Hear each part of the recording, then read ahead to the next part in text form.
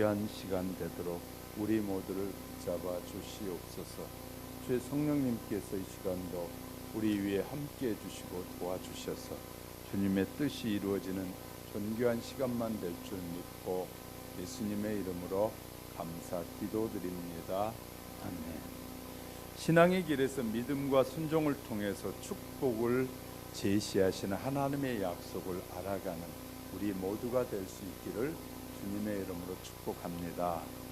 세상에 살아가는 모든 사람들은 관계에서 절대 잊어서는 안 되는 것은 대가를 베푸는 것이라는 겁니다.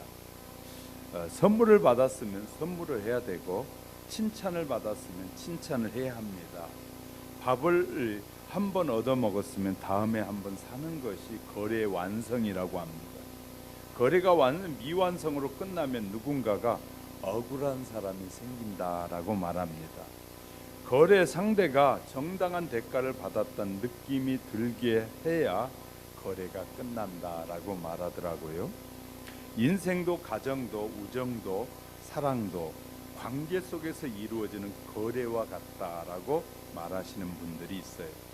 주고받는 것이 정당하게 이루어지면 인생이 완성된다라고도 말합니다.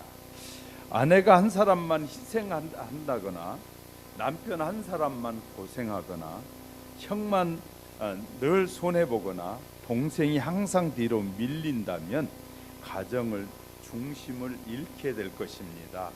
가족 간의 관계는 이 완성하는 것은 물질보다 마음이 더 중요한 것입니다. 고생하는 것을 좀 알아주고 힘든 것을 이해해주고 미안함을 좀 표현하기도 하고 손해보는 것을 인정해주고 양보하기도 하고 희생하는 것은 고마운 일입니다. 인생의 모든 상처와 아픔은 대가를 인정받지 못할 때 일어나는 일이다라고 합니다.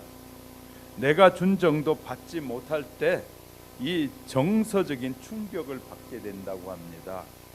화내는 사람이 옆에 있다면 그는 지금 물리적으로든 정서적으로든 부당한 거래를 당했기 때문에 그런 사람은 화를 낸다고 해요. 어느 병원에서 중년 남자가 근심스러운 표정으로 의사를 찾아갔습니다. 선생님, 제가 기억력이 점점 떨어지는 것 같아요. 의사가 질문합니다. 어떤 일을 기억 못 하시나요? 남자가 대답하죠. 어떤 때는 차를 어디에 주차했는지 기억이 안 나요. 잘 찾아가던 곳도 가끔 기억이 잘 안 나요. 밥을 먹었는지 안 먹었는지 기억도 안 나요. 친구들과 직원들, 아이들의 이름도 때로는 기억이 좀 안 나요. 의사가 이렇게 다시 묻습니다. 혹 물건을 사고 돈을 계산하는 것은 잊은 적 있나요? 네. 그 남자가 다시 대답합니다. 사실 그것 때문에 매일 상인들과 다투고 있어요. 남자의 대답을 듣자 의사가 급하게 간호사를 부릅니다. 간호사. 그랬더니 간호사가 오니까 네, 선생님 부르셨어요. 이 환자의 진료비 먼저 계산해요. 우리는 살아가면서 참 이기적일 때가 많은 것 같아요. 이기적일 때가. 손해는 절대 안 보고 이 다른 사람이 손해 보는 것은 인정해도 자기가 손해 보려고 하지 않는 인생을 살려고 하는 사람들이 참 많다는 말이죠. 본문은 이스라엘 백성들이 이제 40년의 긴 광야 생활을 마치고 바야흐로 이 약속의 땅인 가나안에 들어가려는 문턱에 와 있는 것입니다. 모세가 시내산에서 하나님께 받은 율법과 이 법도의 대략을 다시금 새로운 세대에게 명하고 있는 것이 바로 신명기입니다. 그들은 가나안 땅을 바라보면서 그들에게 여호와께서 말씀하신 명령을 이 청종하라라고 지금 모세가 주문하고 있는 것입니다. 이 율법과 이 율례는 법들은 가나안 땅의 성민이 돼서 이스라엘 사람들이 기본적으로 지켜야 할 일이다. 그러니까 기본적으로 약속의 땅, 하나님이 주신 땅에 들어가면 이런 약속들을 지키며 살아야 된다라고 지금 해서 모세가 지금 하나님의 말씀을 그 백성들에게 말하여 주고 있는 것입니다. 기본이 돼야 된다.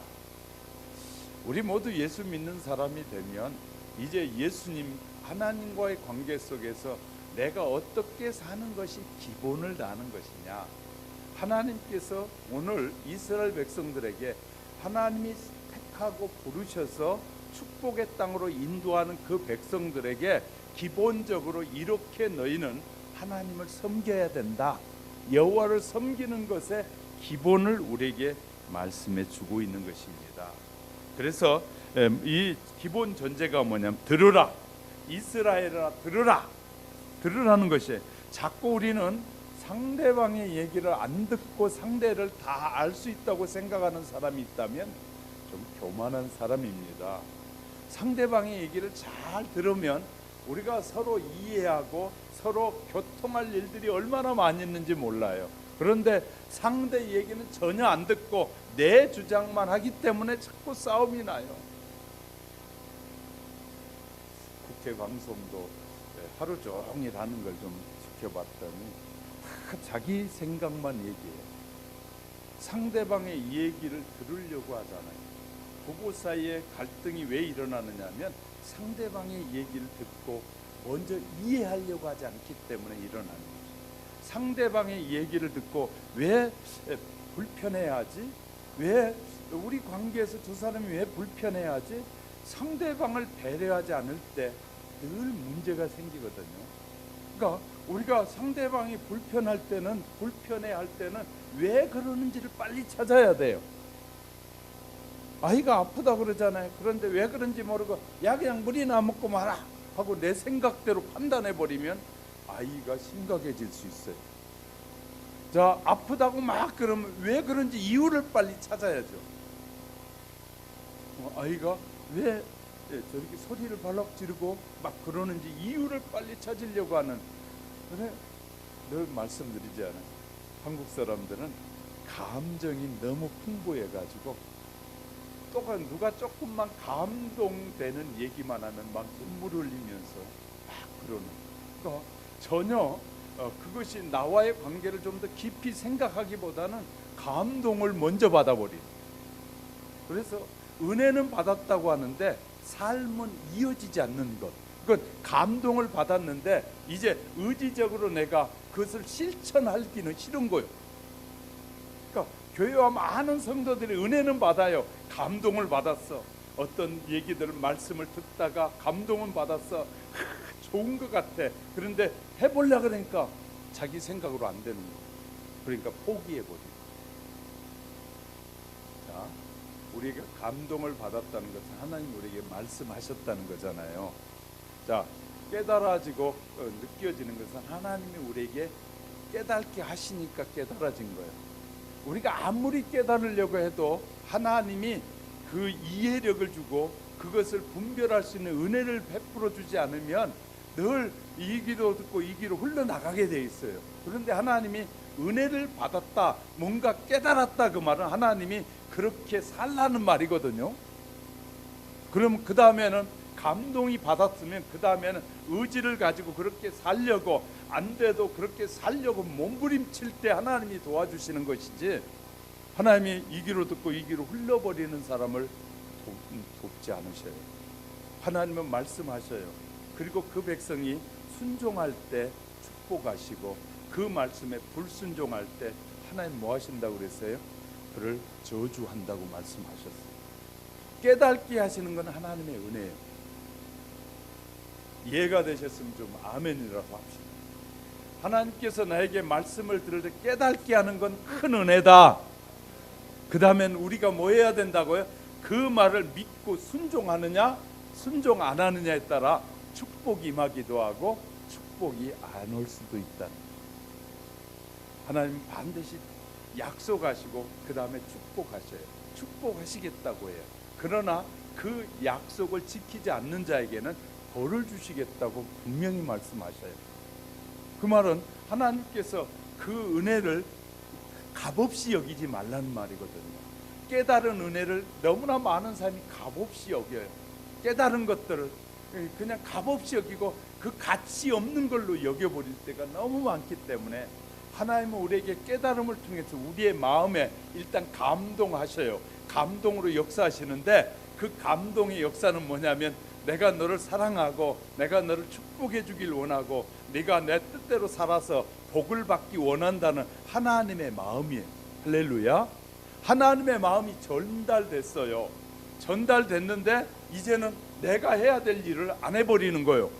그러니까 하나님의 약속의 축복이 그 말씀을 통해 은혜를 통해서 주시는 축복을 내가 누리지 못하는 인생을 살게 됐더라고 말이에요.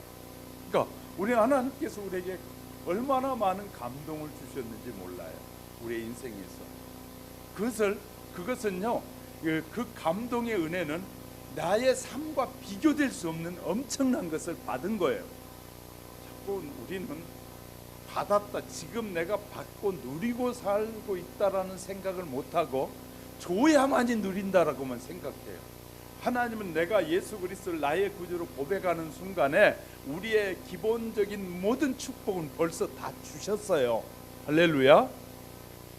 그것을 믿고 행하느냐 안 하느냐가 자기의 삶의 열매로 나타나게 된다는 것입니다. 그래서 이렇게 말해. 자, 그러면 하나님을 어떻게 섬기라고 하느냐? 너희는 이 이스라엘 백성들에게 아이나 어린이 할 것 없이 손에다 메고 다니고 말씀을, 하나님의 말씀이 얼마나 중요한지 메고 다니고 이마에 붙이고 다니고 문설주와 대문에 붙여서 이렇게 그렇게 소중하게 여기라는 거예요. 하나님의 말씀을 소중하게 여기면서 너는 마음을 다하고 성품을 다하고 힘을 다하여 내 하나님 여호와를 뭐하라? 사랑하라. 그러면 내가 너에게 준 그 은혜대로 내가 다 너를 축복해 주시겠다는 말이에요. 할렐루야. 하나님의 약속들은요 얼마나 명확하고 정확하게 우리에게 말씀해 주고 있는지 몰라요. 근데 우리가 그 말씀들을 그렇게 믿고 받지 않는 것이에요. 여기서 말씀을 보면 다 하라는 거예요. 뭘 다해? 마음을 다하고 성품을 다하고 힘을 다하고. 적당히 하라는 말이 없어요. 하나님을 사랑하고 섬기는 하나님의 백성들에게 적당히 하게 되면 그 적당이라는 말에 그 틈 사이로 마귀가 뭐하게 돼요? 유혹하여 들어온다.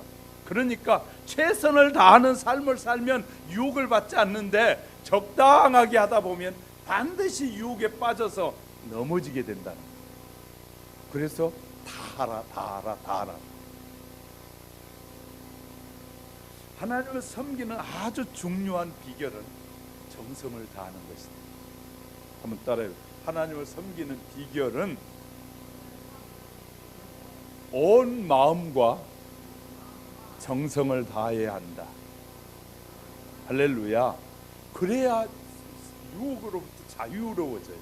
하나님의 말씀으로부터 풍성한 은혜를 누리게 되는 것이에요.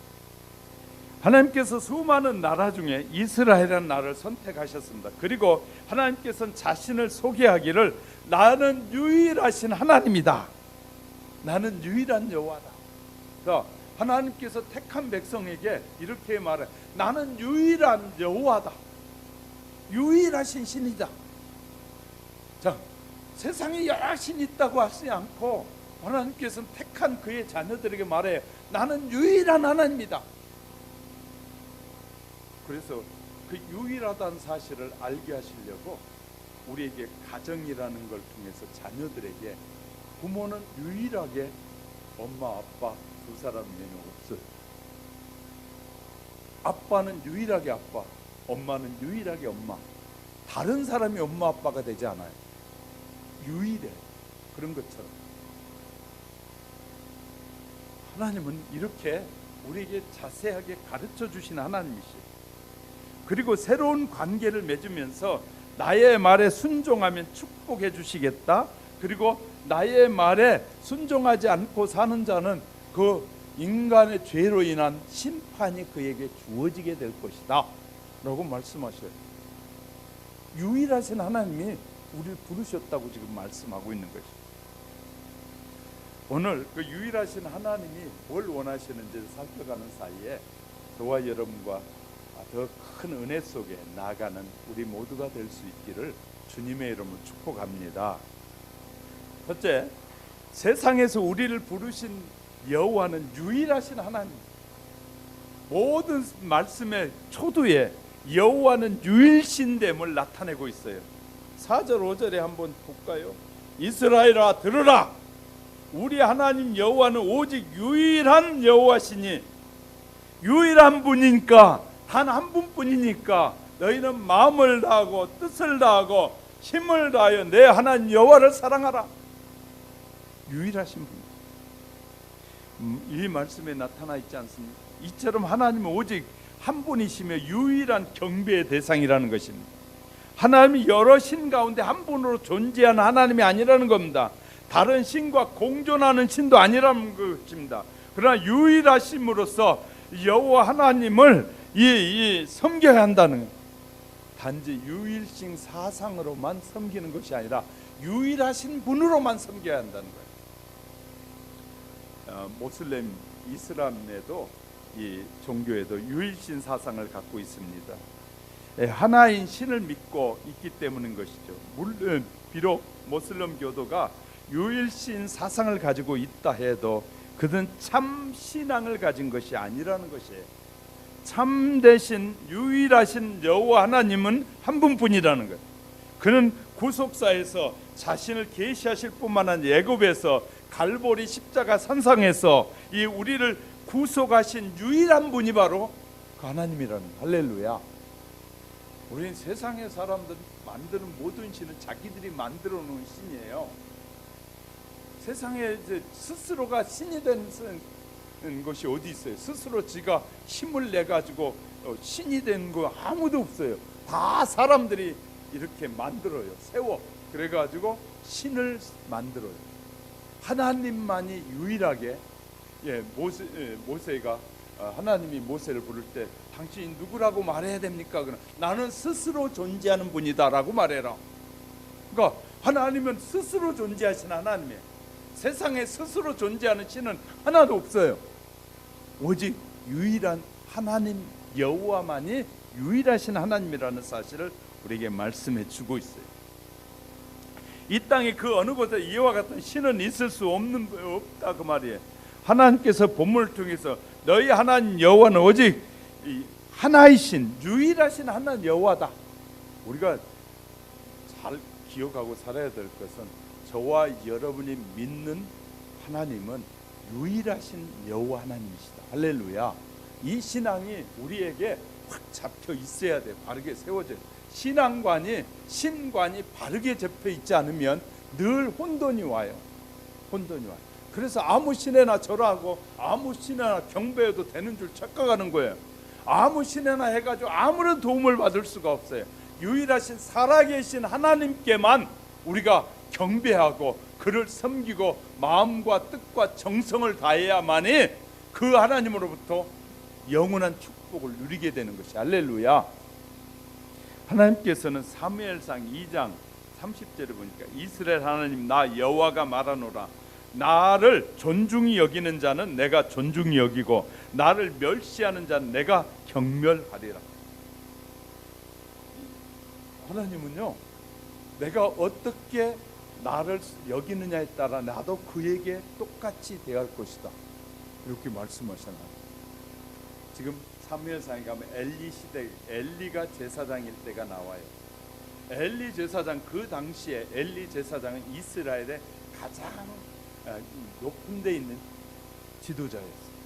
그런데 그에게 어떤 일이 있었냐면 그가 제사 드릴 때마다 그의 아들들이 두 아들이 제사 하나님 앞에 제물을 드린 제물을 삶고 있을 때 자기들이 제사장의 아들이라고 자기들이 먹고 싶은 부분을 하나님 앞에 드리기도 전에 갈고리를 걸어가지고 끌고 가서 자기들끼리 또 자기와 가까운 사람들끼리 그것을 나눠 먹는 것이었어요. 그리고 다른 여자들을 데려다가 간음을 하는 그 짓을 하고 있는데도 그 아버지 엘리가 제사장이었던 엘리가 그 아들들을 정말 교훈하고 바르게 세우려고 하지 않고 그러면 안 된다 그러고 끝냈다. 하나님이 그것을 보시고 난 후에 이 말씀을 하시는 거예요.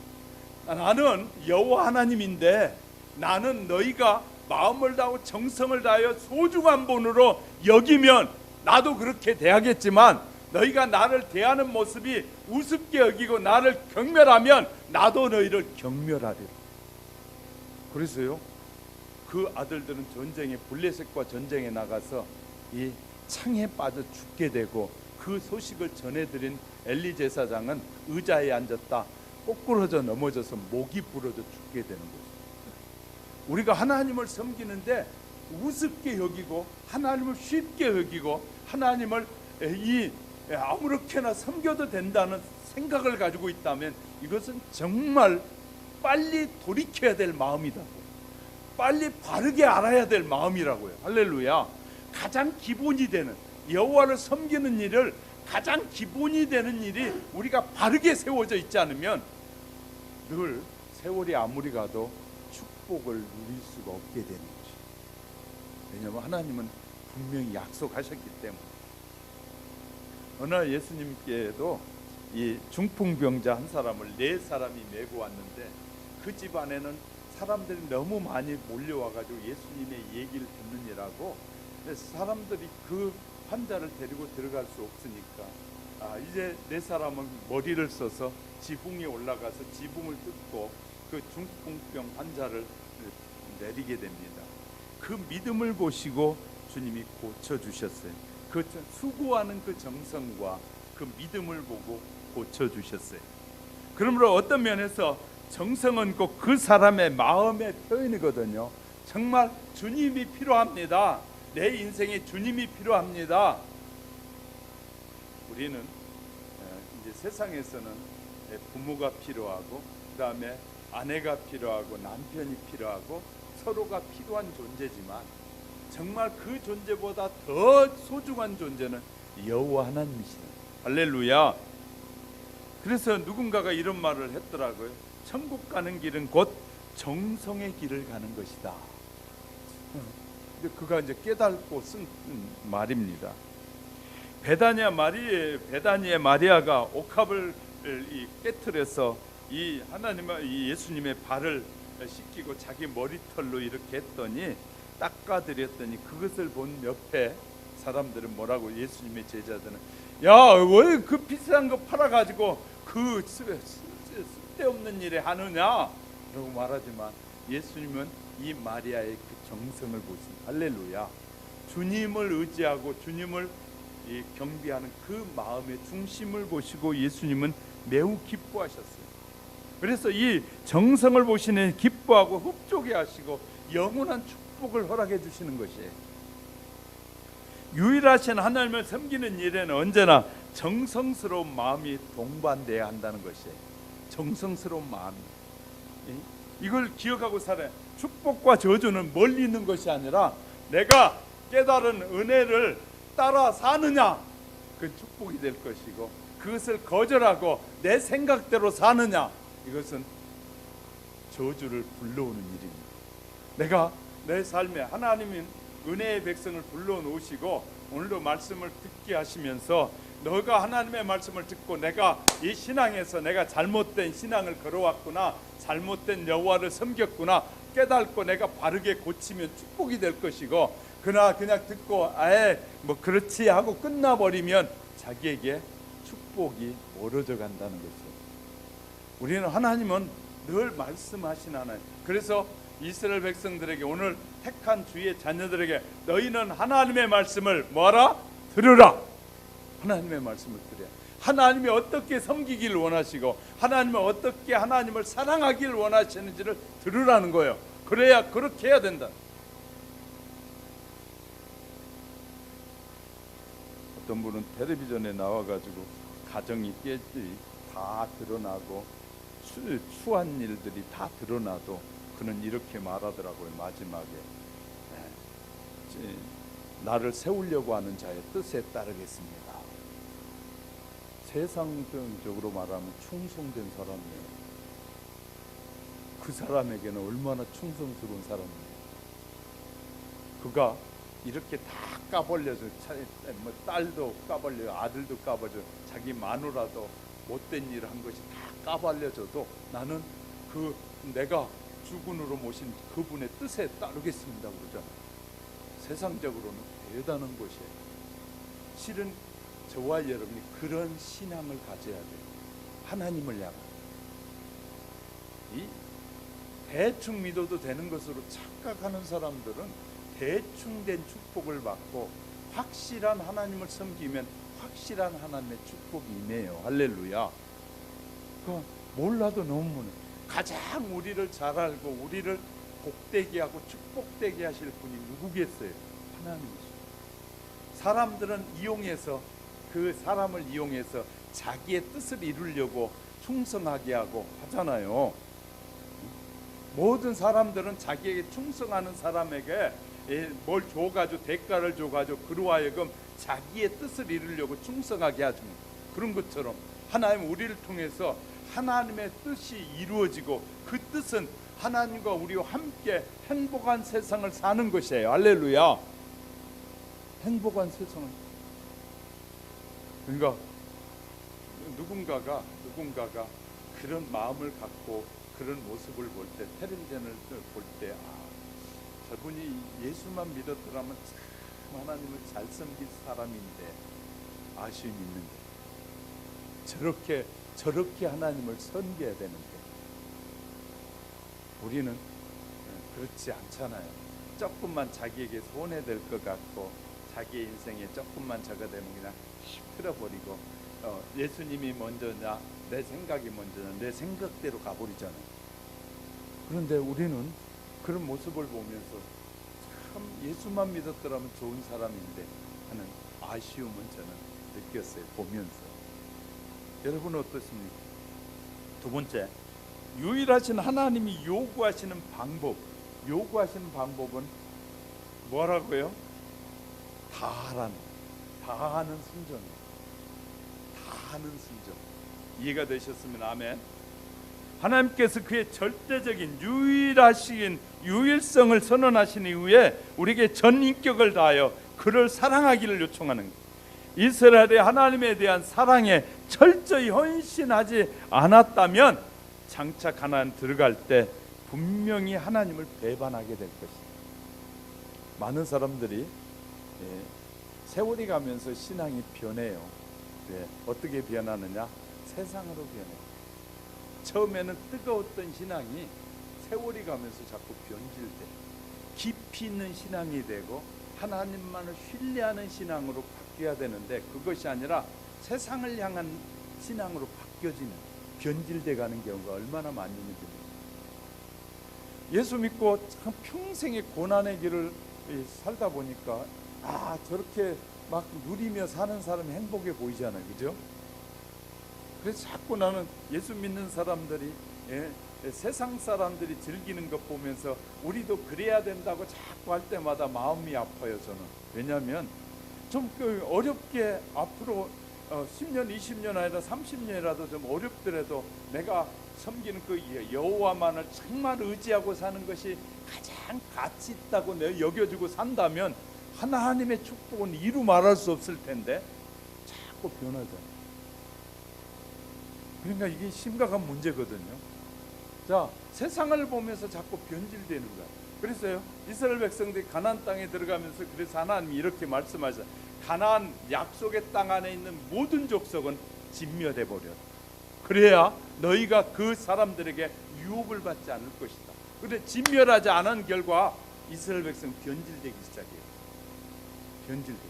하나님의 말씀에 순종하지 않으니까 자꾸 변질이 일어나. 우리가 하나님의 말씀에 철저하게 순종해버리면 변질되지 않습니다. 하나님이 확실히 보호해 주셔요. 그런데 하나님의 말씀에 확실하게 내가 순종하지 않고 사니까 나도 모르게 변질돼요. 하나님의 말씀을 가까이 하는 시간보다 세상 사람들과 가까이 하는 시간이 훨씬 많잖아요. 저와 여러분이 어디에 많은 시간을 허례하고 있습니까? 내가 살아가고 먹고 사는 일에 세상의 것에 훨씬 많은 시간을 투자하고 있으니까 나도 모르는 사이 습관적으로 닮아가고 있는 것이에요. 그렇기 때문에 하나님이 주신 축복을 누려야 되는데 하나님이 주신 진짜 축복이 뭔지도 모르고 산다 그 말이에요. 자, 제가 이렇게 말씀드려볼게요. 나와 같은 죄인이 예수 믿는 것이 내 인생의 가장 큰 축복이다. 믿습니까? 자, 그러면 벌써 내가 예수 믿었다는 자체가 벌써 많은 축복을 지금 아직 앞으로 안 주셔도 될 만한 축복을 내가 받았다고 생각되지만 아멘. 그 앞으로 안 줘도 변질될 일이 있어요, 없어요? 앞으로 아무것도 안 주고 지금보다 어렵고 그렇게 해도 변질될 일이 없잖아요. 지금 내가 예수를 나의 구주를 믿고 사는 것이 내 일생의 가장 큰 축복이라는 사실이 내가 확실하게 마음에 정해지지 않았기 때문에 자꾸 축복에 대한 딴짓을 하게 되는 거예요. 이리 가면 복이 있을까? 여기 가면 복이 있을까? 여기 가서 좀 안수받은 복이 있을까? 여기 애언자 찾아가면 복이 있을까? 벌써 복은 어디에 있는 거예요? 우리 마음속에. 하나님은 벌써 우리의 마음속에 깊이 간직해 주셨는데도 불구하고 그것을 안 믿고 보이는 복을 자꾸 따라가는 거예요. 보이는 복을. 우리는 하나님이 우리에게 주신 복은요, 약속의 복은 영원토록 변함없는 약속이에요. 할렐루야. 우리가 이걸 하나님을 사랑하는 자는 먼저 그의 중심이 말씀으로 지배되는 사람이어야 된다는 거예요. 하나님의 말씀은 마음에 새긴다는 것, 특정한 직분을 받은 사람만이 요구되는 것이 아니에요. 가끔 이제 성도들이 목사님은 그래야 돼 그러잖아요. 그러면 이제 목사는 이렇게 말, 집사님도 그래야 돼. 맞아요, 틀려요? 목사만 그래야 되고 집사님은 대충 살아도 되나요? 그러니까 너무나 많은 사람들이 착각해. 목사니까 그래야 되고 사모님이니까 그래야 되고 목사의 아들이니까 그래야 되고 목사의 딸이니까 그래야 되고, 그래 목사가 잘못하면 죽일 놈 그래. 성도들이 잘못하면 자기들끼리는 그냥 무마무마 해버려. 웃기는 거잖아. 하나님이 똑같이 부르셨어요. 일하는 사역만 다를 뿐이지. 그러면 뭐 해야 돼요? 집사님도 잘못했으면 집사님도 그렇게 살면 안 돼 그래야 되잖아요. 아멘 안 하니까 힘이 안 나네. 저 힘있게 지금 설교를 하는데 아멘 안 하니까 힘이 안 나잖아요. 네? 그러니까 이 아멘 안 하면 목사님 말을 내가 못 믿겠다 그 말하고 똑같으니까 지금 그렇잖아요. 자, 우리가 목사가 잘못했을 때도 잘못한 것이고 평신도가 잘못한 것이지, 목사가 목사는 그러면 안 돼 그러고 평신도는 그래도 된다는 말에 아니라는 것이에요. 똑같이 변함이 없어야 돼. 누구나 변함이 없어야 돼. 누구나 평신도든 지도자든 누구든지 변함없이 하나님을 섬기는 것이 옳게 섬기는 것이다. 할렐루야. 또 개인의 삶을 지배하는 말씀은 곧 가정으로 이어져야 된다. 자, 하나님이 이제 그래서 이 말씀을 잘 보세요. 그 다음에 마음을 다 힘을 다 여호와를 사랑하라. 오늘 내가 내게 명한 것은 이 말씀을 내 마음에, 첫째는요, 절 보세요. 내 마음에 새기고 그 다음에 뭐라는 거예요? 내 자녀에게. 가장 가까운 사람이 누구예요? 자녀잖아요. 그러니까 가장 가까운 사람들에게 뭐 하라고요? 가르치라는 거예요. 부지런히 가르치며 집에 앉아 있을 때든지 길을 걸어갈 때든지 누워 있을 때든지 일어날 때든지 이 말씀을 강론하라는 거, 계속해서 말하라는 거예요. 계속해서 말해야 돼요.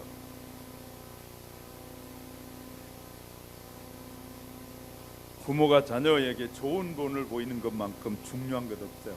그래서 자녀는 좋은 부모를 만나는 것이 축복이다. 좋은 부모를. 그러니까 좋은 부모를 못 만난 사람들은 그럼 축복이 아니냐? 아니죠. 좋지 못한 부모를 만났는데 그 좋지 못한 부모를 통해서 교훈을 얻었다면 그것도 축복이다. 할렐루야.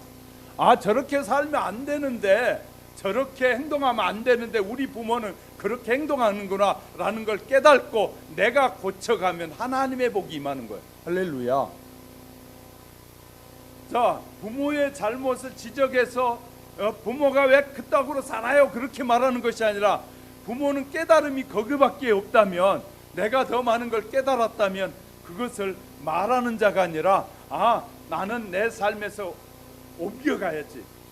내가 똑같이 부모의 삶을 살면 내 자식에게 똑같은 못된 것을 전해주게 되잖아요. 부모가 된 사람들은 결코 잊어버리지 말아야 할 것은, 우리가 꼬락상이 부리고 그렇게 한 대로 자식들이 살게 된다는 거예요.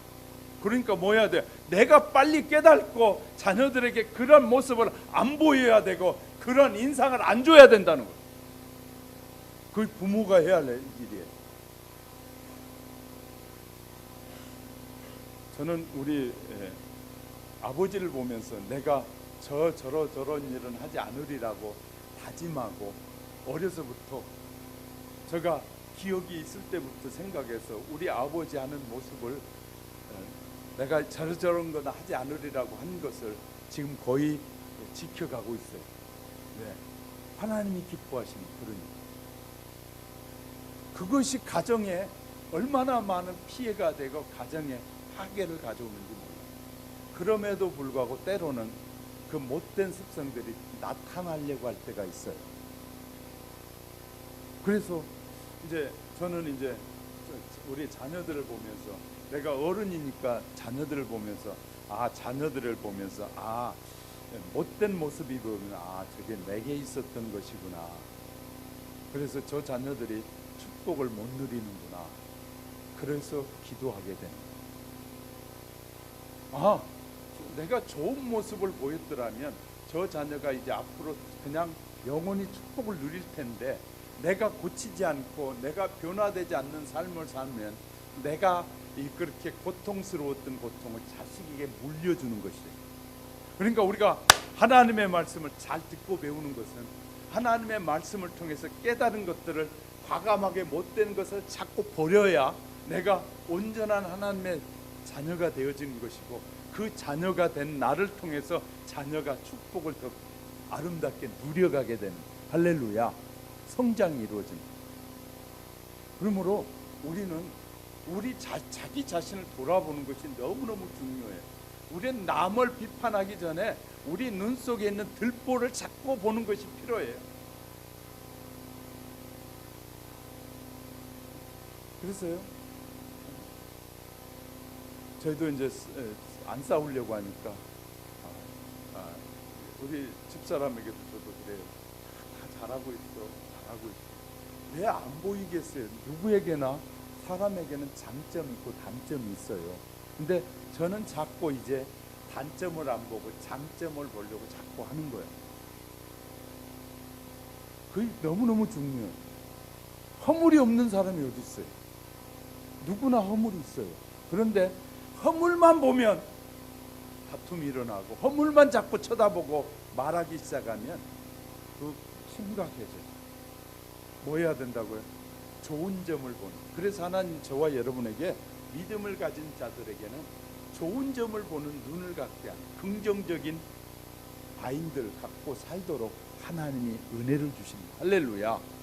그것을 또 기도해야 돼요. 하나님, 내게 좋은 점을 보는 눈을 갖게 해주세요. 좋은 점을 찾고. 그런데 지도자가 되니까 뭐 해야 되냐면 가르쳐야 되니까 때로는 그것을 하게 될 때가 있는데, 그러니까 늘 우리는 좋은 점을 보고 그것을 닮아가려고 애쓰는 삶이 필요하다. 저에게도 단점이 많아요. 왜 없겠어요? 저가 단점이 없다면 저는 신이나 똑같죠. 저는 신이 아니에요. 연약한 존재이고 허물이 많은 존재예요. 하나님 그럼에도 불구하고 쓰시는 것은 하나님을 향한 열정은 분명하기 때문에, 하나님을 향한 열정. 내가 허물이 많은가 하나님 앞에 기도해요. 하나님, 내 허물 많은 거 아시지 않습니까? 내가 하나님의 영광이 가려진다면, 아예 저를 데려가 주세요. 하나님께 영광이 되는 일을 하지 못할 바에는 이 땅에 하나님의 영광을 가리는 인생이 되면 안 되니까 하나님이 아예 그러면 저를 데려가 주세요. 저의 허점을 보이니까 하나님 그렇지 않으려면 나를 변화시켜 주세요. 그래서 당신이 기뻐하신 뜻대로 쓰여져 가게 해달라고 기도하는 거예요. 우리 모두가 그런 것이 필요하지 않겠습니까? 우리는요 다 단점이 있고 허물이 있어요. 그럴 때 우리가 어떻게 사느냐는 너무너무 중요해요. 그래서 자녀들에게 교육할 때 잊어버리지 말라고 손에다 묶고 다니고 미간에 붙이고 다니고 해서 잊어버리지 않게 하라는 거야. 마음을 다하고 뜻을 다하고 성품을 다해서 유일하신 하나님을 섬기는 그 마음은 결코 변치 않도록 뭐하라는 거예요? 교육하라는 거예요. 할렐루야. 우리가 하나님을 섬기는 일이 이렇게 소중하다는 것이에요. 하나님은 우리를 개인적으로 다 부르셨어요. 하나님은 우리의 가정 개인적으로 부르셔서 가정의 부모를 통해서 우리 교육은요, 오늘날 우리 교육은 정말 남한테 맡기는 교육을 하고 있잖아요. 예수 믿는 사람들도 나 다 남에게 맡겨요. 무슨 일? 바쁘다는 핑계로 남에게 맡겨요. 가장 어릴 때 아이에게 영향력을 미쳐야 될 때는 엄마가 품에 안고 하나님의 말씀을 붙잡고 가난하더라도 어렵더라도 먹는 게 좀 부족하더라도 하나님 이 아이가 믿음으로 바로 세워지도록 말씀을 가르치고 강론하여 이 말씀을 세워진 다음에 내보내야 되는데 말씀에 세워지지 않는 아이를 내보내니까 세상에 가서 넘어지는 거예요. 그래서 방황하게 돼요. 우린 기억해야 돼요. 하나님이 그런 마음의 소중함을 가지고 기도하고 살려고 하면 하나님이 도와주신다. 할렐루야. 이것을 우리가 기억하셔야. 세 번째는요, 믿음으로 힘써 정성을 다하여 살아가는 생활이 바로 하나님을 사랑하고 섬기는 생활이다. 신앙생활에서 오직 정성이라는 말은 무엇이냐면 최선을 다한다는 거예요. 마음을 다하고 성품을 다하고 힘을 다한다는 것은 바로 최선을 다 오직 정성. 또 진실의 표현이기도 합니다. 위선과 가식은 하나님이 가증히 여기시는 것입니다. 아나니아가 삽비라가 이 막 은혜 받은 것을 보고 갑자기 자기도 막 이 집을 팔아서 하나님 앞에 드리겠습니다 그랬어요. 그런데 집을 딱 팔고 나니까 무슨 걱정이 드냐면 이거 드리고 나면 이제 못 먹고 살지라는 생각이 딱 드니까 일부는 띄어놓자 그래가지고 딱 숨기게 돼요. 이것은요 가식이고 외식인 것이에요. 축복 대신 그에겐 저주가 임하는 것이에요. 그러니까 하나님 앞에 이 속이는 것이 얼마나 위선적이냐 말이에요. 세 번째는요, 사랑이 담긴 마음이 오직, 사랑이 담긴 마음에는 오직이 들어있는 것이에요. 두 번째는 성도들은 예배를 정성을 다해야 됩니다. 기도도 정성을 다해야 하는, 하나님께서 에레미야를 통해서 에레미야 29장 13절 그러니까 너희가 전심으로 나를 찾으면 나를 만나리라. 우리가 하나님을 못 만났다 말은 하나님을 전심으로 만나려고 하지 않았다는 거예요. 하나님 분명히 약속해 전심으로 찾으면 내가 만나주리라. 어떤 모습으로든지 만나주신다고 말씀하셔요. 그런데 우리가 내가 아직도 하나님을 만나지 못한 그 불신앙의 길에서 헤매고 있다면 내가 전심으로 찾고 있지 않았다는 거예요.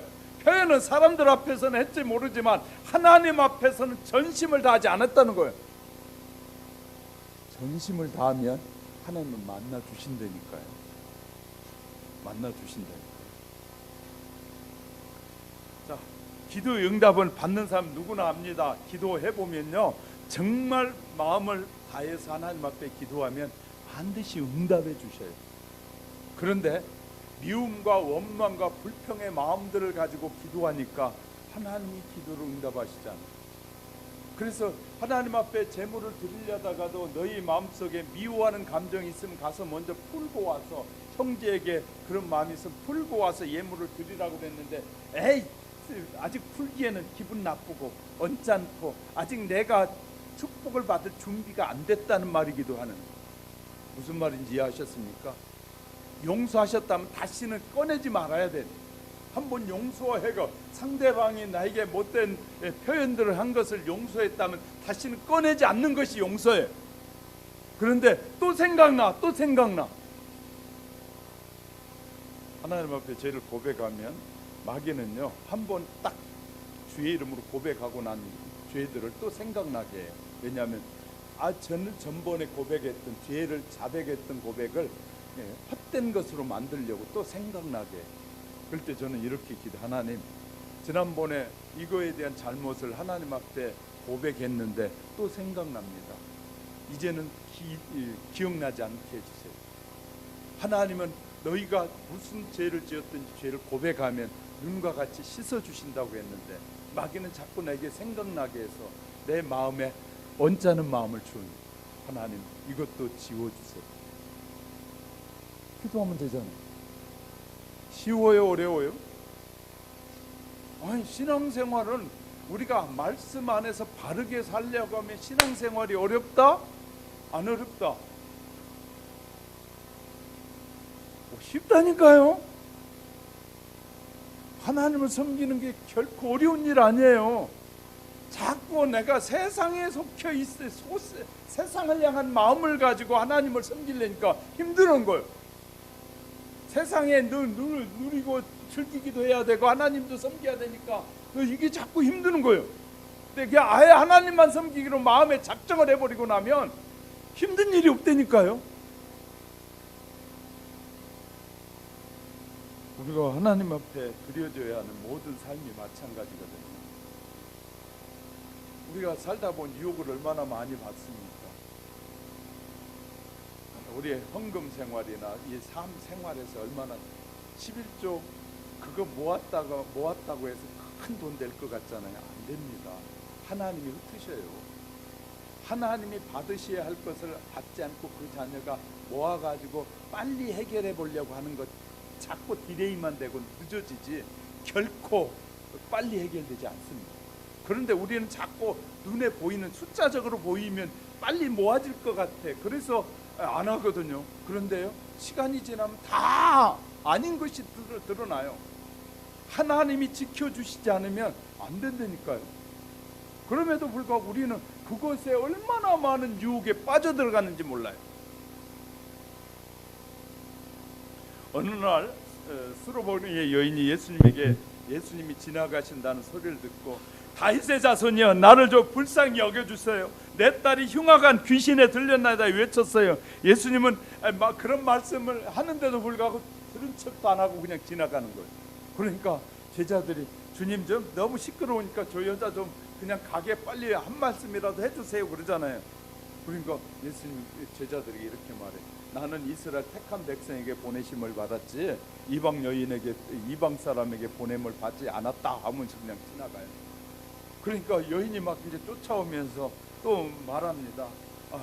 이스라엘의 이 잃어버린 양육에 보내심을 받지 않았다니까 여자가, 주여 나 좀 도와주세요. 주여 나 좀 도와주세요.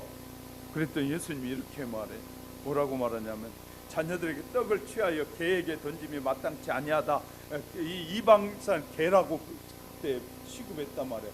이방인에게 자녀들이 먹어야 할 떡을 개에게, 이방인에게 주는 건 합당치 않다. 그러니까 이방 여인이 그때 그 말을 받고 하는 말이 옳습니다. 주님의 말씀이 맞습니다. 그러나 개도 주인의 상에서 떨어지는 부스러기를 먹지 않습니까? 그러니까 주님이 그 소리를 듣는 순간에, 여인아, 내 믿음이 크도다. 내 소원대로 되리라. 간절히 찾는 자는, 간절함이 있는 자는 하나님 뭐 하신다고요? 축복하신다니까요.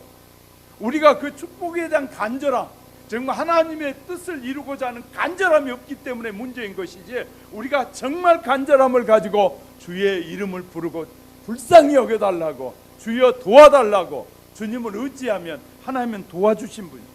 찬송도 정성을 다해 드려야 됩니다.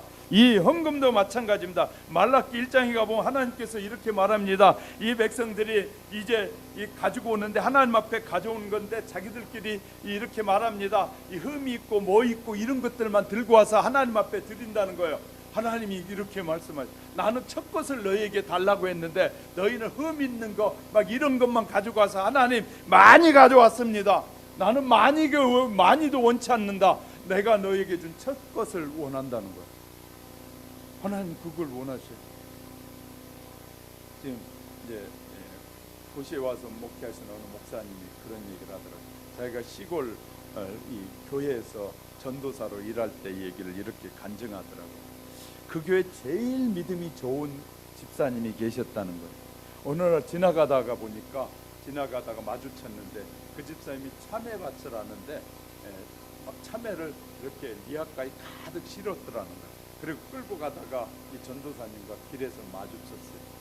그러니까 그냥 갈 수 없으니까 그 믿음이 그 교회에서 가장 좋다는 전도사님이 그 집사님이 전도사님 하더니 이 리아가에서 이 고르는데 이 좋은 거 고르는 거 아니라 싹 빠진 것들만 고르더니 그냥 이해하시죠 하고 드리더라는 거예요. 자기도 주는 거 그 좋은 거 주기를 원치 않았지만 하여튼 그렇게 하는데 마음이 돌아서는데 너무 불편하더라는 거예요. 자, 주의 종에게 그렇게 하는 것은 누구에게 하는 것이에요? 너무 많은 사람들이 주의 종에게 하는 것은 왜 우리나라가 복을 받았느냐면요, 옛날 우리 부모님들은 가장 좋은 것은 가장 먼저 교회 와서 주의 종에게 하나님 앞에 주의 종이 받으면서 감사합니다 그냥 혼자 먹는 것이잖아. 하나님 앞에 드려요. 하나님, 어느 성도가 가장 귀한 것을 먼저 가져왔으니 하나님 받으시옵소서가 하나님 앞에 드리고 먹지 그냥 먹는 사람이 어디 있어요? 그거 하나님 앞에 드린다는 것이 아니라 그냥 사람을 보면서 이거 뭐 전도사님 이거 조금 드시죠 그런 생각을 하더라는 거예요. 하나님은 우리의 삶에서 어떤 자세로 살아가느냐가 너무 중요한 것이에요. 우리가 시간과 정성도 마찬가지입니다. 예배 시간은 정말 정확하게 잘 지켜져야 되고 하나님이 그래서요, 어느 교회는 목사님이 기도하다가 깨닫고 성도들이 늦게 오는 성도들이 상당히 있었는가 봐요. 그랬더니 목사님이 어느 날 이렇게 했답니다. 집사님한테, 집사님 예배 시간이 되면 문을 딱 닫고 그 다음에다 그 문에다가 이걸 붙여놓으세요 하고 글씨가 써진 것을 딱 프랭카드를 딱 냈던데 거기에 이렇게 쓰여 있었다고 해요. 천국행 열차는 출발했습니다. 예배 시간이 예배가 시작되는 순간에 천국행 열차는 출발해버립니다. 우리는요, 하나님과 약속을 소중하게 여기는 사람은 사람들과 약속도 소중하게 여겨요. 또 사람과 약속을 소중하게 여길 줄 아는 사람은 하나님과의 약속도 소중하게 여길 줄 안다. 할렐루야. 마지막 세 번째는 하나님께서 정성을 다하라는 말씀에는 언제나 복이 들어있다는 것이 신령함. 그래서 이렇게 말씀하셨어요. 하나님을 사랑하는 자, 나의 사랑을 입은 자며 나를 간절히 찾는 자를 내가 만나리라. 하나님의 사랑을 입은 자가 나의 사랑을 입은 것이고 또 나를 간절히 찾는 자를 내가 만나주리라. 하나님은 우리에게, 이스라엘 백성들에게 그런 신앙을 가지라고 말하는 것은 늘 내가 너와 함께 하시겠다는 말이에요. 할렐루야. 그러니까 우리가 하나님이 함께 하시도록 우리는 준비할 필요가 있는 것이죠. 할렐루야. 늘 하나님이 내 속에 역사하실 수 있도록 우리의 마음에 준비하며 사는 신앙을 가질 때 하나님의 축복이 늘 지속된다는 믿음으로 늘 승리하시기를 주님의 이름으로 축복합니다. 기도하겠습니다.